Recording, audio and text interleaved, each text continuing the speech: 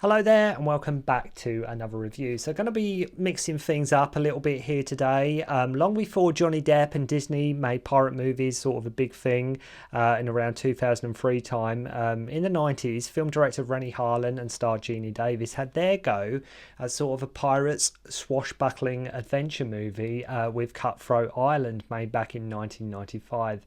And there seems to be like that mid-90s period, there seems to be like a lot of troubled productions going on, like this included, or like movies that had sort of a bad reputation. There was Waterworld, of course, being another one. So we're going to be looking at this film today. Cutthroat Island. Was it bad? Is it awful? Is it as terrible as most people say? Obviously, as we all know, the film was a tremendous, humongous box office bomb, losing around, I think, $147 million or something silly, stupid like that. It lost a lot of money, okay? It really tanked. It didn't do too well. I think it's even in the Guinness World Book of World Records or something. It's the biggest box office bomb of all time. So yeah, it's not a sort of an accolade necessarily to be proud of. Now, a box office bomb, let's be fair here, a box office bomb doesn't mean a bad film. It really doesn't. Just because film tanked, didn't do well, doesn't mean it's a bad film. But of course, when a film has a reputation like Cutthroat Island, it's one of their movies I just had to check out to see how bad it really is. Saw it back in the day. I saw it maybe a couple of times back in the day, and I've only recently watched it again. Now, there could be multiple reasons why people dislike this movie. The dialogue, some of the casting choices, the plot itself, but the general consensus is Cutthroat Island is bad. It's not just bad, it's awful. That is what the general, viewing public seem to think of when they think of Cutthroat Island. Could be that Geena Davis was most famed for sort of other types of roles and for not being sort of an action star. I think Michael Douglas was even in talks at one point to play the Shaw character. He pulled out, and Harlin was so busy with finding a new male lead that when he said like the finish, I think like when he was so busy sort of finding a male lead, I think some of the sets sort of had to be rebuilt or something like that, as he didn't like them or whatever it may be. And the amount of people that turned down the role that sort of Matthew Modine ended up taking, it's incredible. Like, there was people like Liam Neeson, there was Keanu Reeves, Jeff Bridges, Ralph Fiennes, Daniel Day-Lewis, even like before setting on Modine.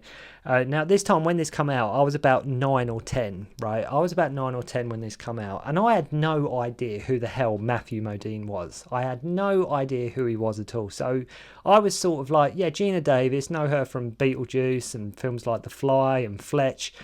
Thelma and Louise, obviously, but I was like, who? I had no idea, right? I had no idea who he was, and the budget went out of control here. Some camera operators were fired. Harlin, I think, even using his own money to do some script rewrites. Just trouble. I mean, it just went on, and it was like it was documented all the time about the production. It's a wonder that the film even got made at all. So I mean, you have to give credit where it's due. With all these setbacks, it's a wonder the film even got made. And I think what the film lacks most, though, is charm and chemistry. Now, with a pirate, like a family, swashbuckling adventure movie, like, Avast Ye Landlubbers, let's have a good time kind of movie, you need a certain charm there. You need chemistry between the leads, and this is the two things, unfortunately, that the film lacks. These seem to be the two most obvious things that the film is missing to me. Geena Davis, loved many of her movies, as I say, but she just seems out of place here as the sea captain, and unfortunately, she's just not believable.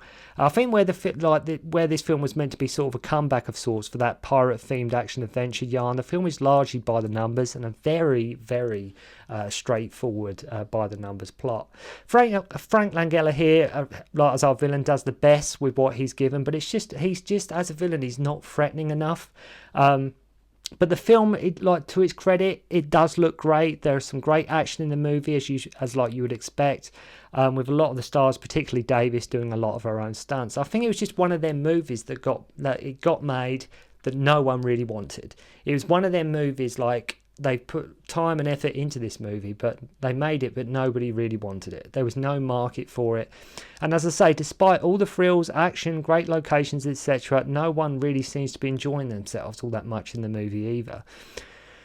To be fair, Pirates of the Caribbean really owes this film a lot, as sort of, you could argue this was almost like sort of the guinea pig.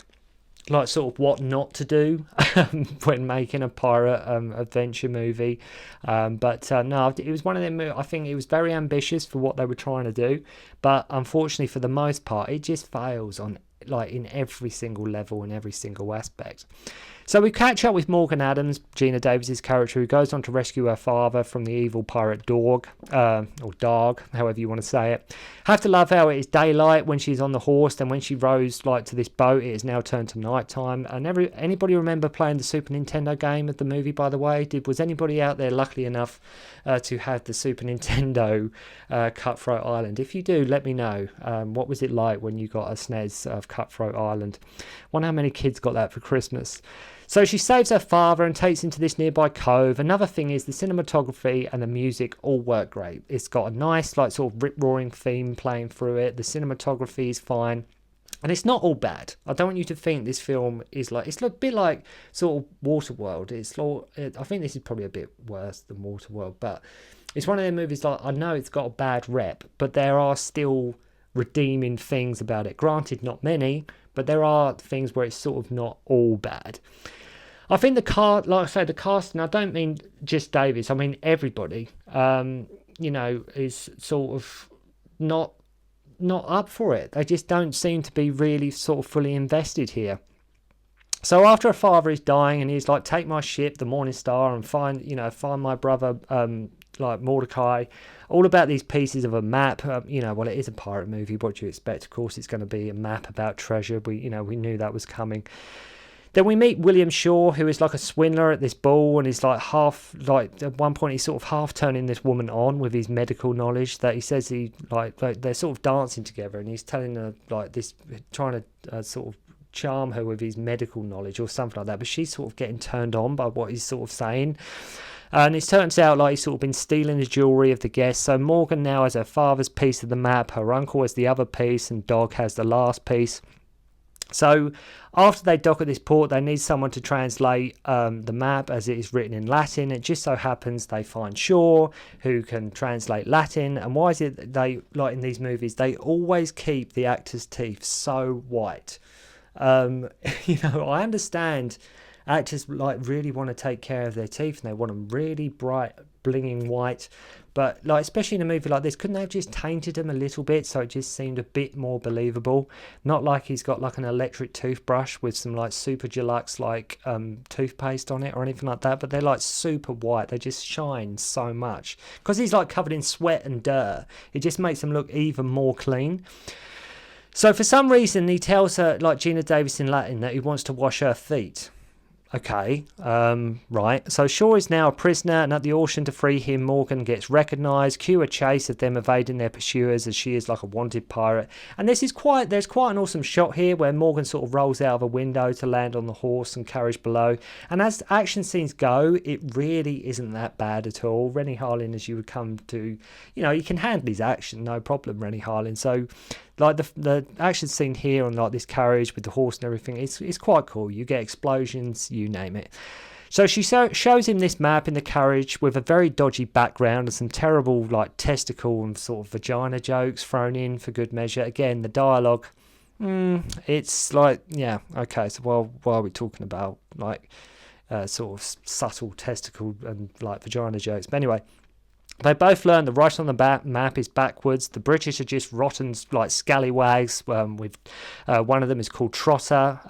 Like the governor is called, I think, Ainsley, his name. And they meet with John Reed, who sort of chronicles piracy, and Ainsley wants a share of the treasure that Morgan is after and getting like sort of this guy to sort of double cross her. Morgan sort of rendezvous with Mordecai, who agrees to help. Then Dog, Frank Langella, shows up at the harbour. So some swashbuckling ensues, and as well as this large, dodgy-looking eel thing that gets thrown into the mix, and Mordecai sort of gets stabbed. Morgan gets shot, the place blows up. You're sort of seeing a pattern here with these action scenes. It's like, it's like, right, sword fight, right, place blows up. Like, horse and carriage chase, right, place blows up. Later on the ship, after like sort of collapsing, Morgan gets the bullet out of her, who from Shaw, who sort of now has doctor sort of as well as a thief, and she goes, I've treated you cruel, haven't I? And Shaw has like Mordecai's map, and they have a kiss, and it's like, just, you're not invested with these two at all. You're really not invested.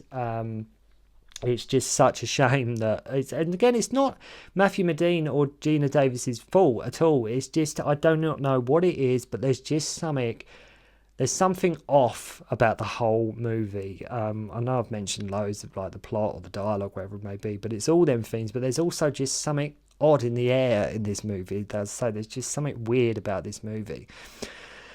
You have to love how Dog's ship is called the Reaper, and he has like Frank Langella. I probably most remember him from sort of playing Skeletor in the Masters of the Universe movie with Dolph Lundgren. He gets it's almost like his ship's called the Reaper, and they even have like, it's almost like they have a homage to Skeletor with like this Grim Reaper at the front, and it does look a bit like Skeletor at the front of the boat. Morgan is like angry Shaw lied to her and gets in to make the mark the coordinates on the map, which the traitor Reed finds out and sets off like to let Dog know by carrier pigeon. So a storm is happening. Shaw has been chained up. Half the crew are like, we don't want to do this. They have a mutiny and drop Morgan and some select others off to the ship to like this rowing boat. Shaw jumps into the ocean. So they come to after being unconscious and just so happen to wake up next to Cutthroat Island. They just so happen to wake up. Oh, we found Cutthroat Island after they've been like thrown overboard. So forget hunting, forget following the map, forget all these things. We found it. They just find it by sheer luck, right? Though Dog's part of the map, the one that Frank Langella has, shows where the treasure is. And I'm surprised they didn't just wake up surrounded by treasure, like the treasure chest and a big sign saying, "Welcome to Cutthroat Island" at this point, because how much of a plot convenience does there need to be where the whole point of the movie is you're hunting for this treasure, you're looking for this treasure, and you just get thrown off your boat, you could pass out, you wake up the next day, oh, we found it. It's like so lazy, but anyway. So Scully, the pirate who threw her overboard, made a deal with Dog, and they find and they find Cutthroat Island too. It's like, right, okay, right. So we're there already, are we? Right, everyone's here. Right, we found it. Shaw has all but like disappeared at this point. So for some reason they all go to sleep, and Shaw takes the map piece from Dog's neck, and Morgan saves him from quicksand. So now they have like all three pieces. I'm not sure how Dog and Scully find the island. Anyway, it's sort of like I say, just suddenly we're there. We're just there at Cutthroat Island. So, because I say, neither one of like him or like Morgan have all of the map at one point, but they just suddenly all randomly are just right there. As I say, Shaw and Morgan now, like I say, they have all the pieces, and they found the island by chance. Maybe I'm missing something, I don't know. So Shaw and Morgan follow the map, which takes them to the ocean, and suddenly they have like these ropes that they can descend downwards off the cliff, even though it's never actually shown what the ropes are being suspended from. If you watch that scene, they're going down these ropes on the side of this cliff. I don't think it's ever fully shown what these ropes are actually suspended from. They find this cave in the cliff, and now the thing is, right, with this, they didn't know that cave was there. That cave was there underneath them. So, like, where are they going? The ropes were not long enough to reach the bottom, like to go down to the ocean. So they just because they're following the map. It's like, right, we've got to go that way. They start to descend this like cliff face, and then it's like, oh look, there's a cave here. There's a hole in like sort of the cliffside, and it's like, well, your ropes were not going to reach the bottom. So where are you going? So it's, again, just convenience. So they find this cave. Morgan gives them a flaming torch, even though it's obviously bright enough anyway. For whatever reason, they've got a bright, flaming torch. They find the treasure relatively easy as well, and it's just the lamest looking treasure you will ever see. Like, it's just a small, tiny pile of like a few ornaments and items in the water. I was expecting something grand and massive, like a huge like cave of gold and riches. It's like just little cruddy pile of treasure that you think, right, okay, was this really worth it? I was expecting like a whole lagoon or like cave or coven of like all these like say these rare jewels and gems, but no, you don't get any of that. Dog's men find them and they escape into the ocean. Shaw finds Reed, who leads him into an ambush with Ainsley and Dog. Really not even explained how Dog manages to get all the treasure out either. Like, they find the treasure, suddenly the treasure's out. It's never shown how they've actually managed to transport the treasure from place A to place B. That's never explained. So her crew are captured and on the Morning Star, and Morgan gets on board by like sort of holding an anchor. Suddenly her and all her men are armed with guns and swords, I might add, and throw like Scully and his men overboard. They go to hang shore on like Dog's ship, and there's no urgency going on in the film whatsoever. It's just two ships in the water, right? You got the evil ship and the good ship, and there's just two ships in the water that don't actually seem to be going anywhere. They're not doing anything. Like the whole film is like, for an ending, like the last half, it's so chilled and laid back. There doesn't really ever seem to be that much at stake. You're never really in suspense, and I know probably that's what Renny Harlin was going for, but there's no suspense in the movie whatsoever. And suddenly the ships are right next to each other, and a big cannon fight ensues. Lots of big explosions, more explosions. And like I say, visually and with the action scenes, the film more than does its job. It's just everything else around that lets it down. And the thing is with Frank Langella's character as Dog, he just looks like any other guy. I know, for the main villain of a pirate movie, don't you think they thought like at least give him an eye patch or something, or a gimmick or something that sets him apart, like to make him piratey? But he just looks like any other guy. It's just Frank Langella doing like a pirate voice, and that is it. And when I say, like I say, the cast do a lot of their own stunts. All these stunts, when I say like, you know, Matthew Modine and Geena Davis do a lot of their own stunts. When I'm talking about these stunts, all they're doing is just them. The stunts they do is just them swinging on ropes. This is about as far as their stunt work goes. It's just them swinging on loads of ropes. But then at one point out of nowhere, Morgan starts doing flips and somersaults for whatever reason. And if ever there was a movie that could be labelled misfire, it would be this movie. This is a complete misfire. Or like I say, it's a film nobody wanted, nobody asked for, but we got given anyway. It's that kind of movie. To say the whole movie is just a misfire. Trotter, like one of the evil British guys, he has like a change of heart, and he sort of becomes a good guy, sort of becomes a pirate. Morgan blows up Dog's ship, and Shaw is busy trying to get the treasure out. Morgan has a one-on-one fight with Dog, as you would expect, on top of his sails. Though at one point, like, there's no idea why one of her men just doesn't shoot Dog, because they've got guns, they've got these weapons. Why couldn't, she's fighting him, why couldn't one of them, surely one of their men, or one of her men must have been a good enough shot to just take out Dog, but again, that would have probably ruined the whole of the ending. But they're just all, their crew are just like all standing there like spare parts, like they're just there. They're just watching this thing happen in front of them like we are as the audience, and it's like just a yawn fest. So after a scuffle, Morgan sets off a cannon right in Dog's face with the cringe-worthy line. She goes, "Bad dog." And it's like, out of all the lines you could have said, out of every like kind of like cheesy, gimmicky, quirky catchphrase, like one-liner you could have done, you settle on "bad dog." So Morgan frees Shaw, who is trapped, and the ship blows up again. More explosions. Like the ship blows up in spectacular fashion as they both dive off in the nick of time. So they somehow managed to recover all the treasure through the aid of this barrel. And again, not explained how they got it all out of the wreckage and onto the Morning Star. Just suddenly, boom, it's there. Trotter, again, like I say, is now a pirate, and they all set off for Madagascar. As Shaw and Morgan go to have some like sort of alone time in the cabin. And it's like, yeah, like there was ever going to be a sequel. Cutthroat Island 2. Wonder what the subheading could have been, but you know, it is what it is. It's just a pirate movie for being a pirate movie. That's the trouble. It offers nothing original, nothing fresh. Dialogue is bad, plot holes all over the place, or at least plot inconsistencies, I should say. And the whole film, as I mentioned, is a film that people, like I say, they got, no one asked for, and it's just a complete misfire in all counts. So this film, by and large, is still bad. I think Waterworld, talking about box office flops and bombs, I think Waterworld is worth giving another second chance, which I reviewed previously. But Cutthroat Island, yeah, it's still bad. It's still bad. But if you're a fan of Cutthroat Island, if you actually one of these people that do enjoy Cutthroat Island, I'm sure there's loads of you out there. I didn't mind it, but I just think there's so much wrong with the movie that unfortunately it just sort of trumps all the good things that are happening with the movie. But if you are a fan of Cutthroat Island, let me know. Or if you're one of these people that think it's just as bad as everybody makes it out to be, leave a comment below. So thank you very much indeed for watching. Hope you enjoyed the review, and I'll see you again soon. Don't concentrate on the finger, or you will miss all that heavenly glory.